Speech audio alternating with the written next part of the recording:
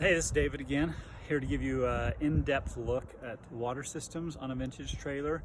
Now, this is a pretty simple trailer I'm working on. It's a 1970 Security, so I'm not going to be able to show you everything you do with bathrooms and such, but I'll just talk you through some of the specifics. So typically on a trailer, a vintage trailer, you've got the direct water line that's hooked in straight into one of your faucets, and then you have the line to the hole to fill up your tank, your water tank. So let me just show you a couple things about this. So when you're filling up the water tank, you want one of these. It's just an insert so that you don't squirt water everywhere, but it goes in a little further than the hose would. You hook the hose to it, and then you can turn it on and off. Some of these have an on-off switch, some are just a straight shot. So you use this adapter here to put it in the hole there and fill up the tank. So let's talk about the direct line first. Okay, I hooked this up. You can see there's water all over.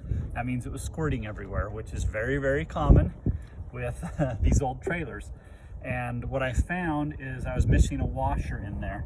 So, because this has got to be tight. See, this cannot move. Come on close, Mary, let me show you. So if I were to loosen this, okay, see how it shakes like that? That means there's going to be water that squirts out from the side of this. It's got to be tight. And before, I didn't have the washer in there. There was no washer in there, and so it wasn't tight. It was squirting water out. But let me just show you. I just grabbed any hose washer right here. Any hose washer will do. So when I squirt that in, I'm gonna go ahead and tighten that up, and I'll know that it's good because it's not shaking at all. It's nice and tight. So I'm gonna go in and show you what we do when we turn the water on. This, by the way, is the drain for the sink. So Mary, you wanna go turn the water on, and I'll take the phone, and I'm gonna show you what we do to test. So Marilyn will turn the water on, and I am going to,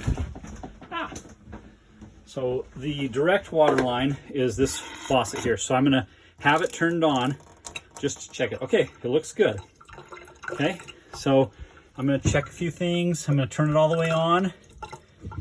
And as I expected, when you turn these things all the way on, they'll leak a little bit. Oops, sorry, they'll leak a little bit, you'll see. So I may have to put a washer in there or just tighten it up.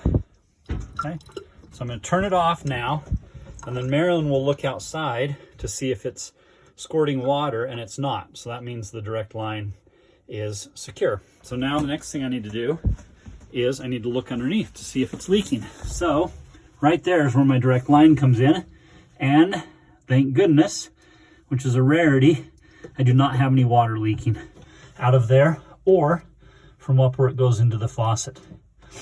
So that's usually pretty rare. Usually I do have water leaking. Looks like I have a little bit of a one drip there, so I'll just double check all the fittings. So that's how you check the water line, the direct water line, make sure it's not leaking. However, when I look, my drain is a little bit leaking a little bit, it looks like. So I need to tighten that up. Just an FYI, this is the line that we'll test next from the pump. Okay. All right, so next, here you go. Next, we're gonna test the water tank. So we've filled it up from the outside, and we'll check. What we'll do is we want to check to make sure there's no water coming out here. I'm gonna go back. Every place where water can come out, there's the drain line. It doesn't look like there's any water leaking there. And then I'm gonna check down in here where the water line is, see if there's any water in there. It's too hard to see from here, but I'll check it. And then also check right against the wall there to make sure nothing's coming in. And then there's the overflow pipe tube, and I just want to make sure that there's no issue with that. And it looks like there's no water coming out of there. Okay. All right, so again, water is finicky. It will come out of any small hole. So this is one of these old pumps. So all you do is pump it, and you can see water coming out. And so if you just barely filled up your tank and it's been empty for a while, there will be air in the line. So sometimes it'll take a little bit of time to get it to start pumping this works great. So this is great for off-grid camping if you don't have power or direct line water, to just be able to use the pump and pump water. So I told you before, you've got to have the adapter, the water pressure regulator adapter on the front of your hose, which I have now, before you do a direct line, or else you'll blow your pipes here because the water pressure is too high at campgrounds and such.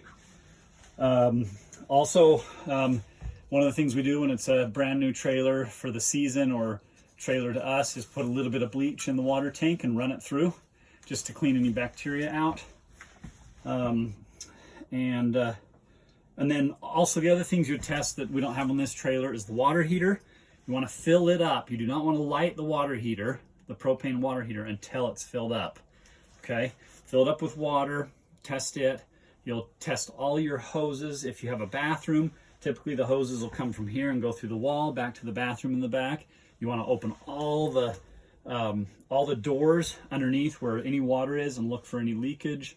And if you have leaks, which we often have with propane, or not with the copper lines in these, you just have to cut the leaks out. And I use, what are they called again? Shark bites. Shark bites, yes, to connect my two propane lines together. It's a really fast way. Water, yeah, water. In the old vintage trailer, the propane and water both use copper, and so that's why I get them mixed up, because they look the same. You just have to know. So again, you're just checking everything to see if it works, turning things on, checking underneath to see if you see any leaks, and tightening things up, and as well as around the water tank. The water tank a lot of times can leak just because things aren't tight, and so we just usually tighten them up. So that's the in-depth of the water. Am I missing anything, Marilyn? So it's always nice to have water in your trailer. But if you live in a cold area, do not leave the water in when it's cold, because it will freeze and break your pipes, guaranteed. Anyway, enjoy and good luck with your trailers. Thanks. All right, so here's an addendum to my water video.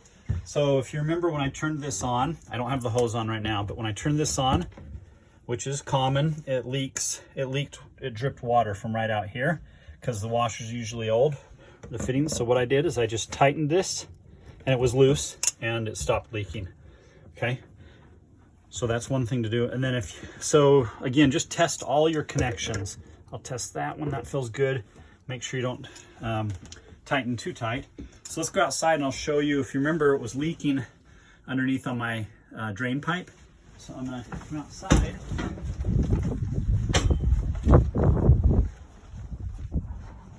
And I noticed this was loose. Here, because that's where it's leaking, is where it comes into the wall. It goes into the wall between these two. So I'm just gonna tighten this up. And it's plastic, so I'm not gonna over tighten it. And it could be brittle because it's old. But you can see I had to tighten that, and that will probably take care of that slight leak inside. So again, on water, if you have issues, it's either a leak because of something's loose, which is the most common problem, a fitting or a pipe is loose.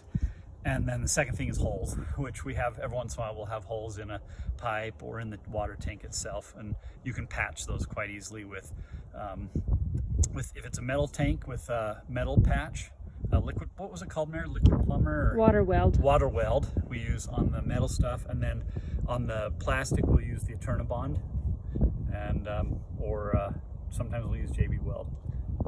Yeah, we've also just replaced some. Yeah, well, a water tank's not that expensive, or a water pump also is not that expensive. Yeah. Okay, thanks.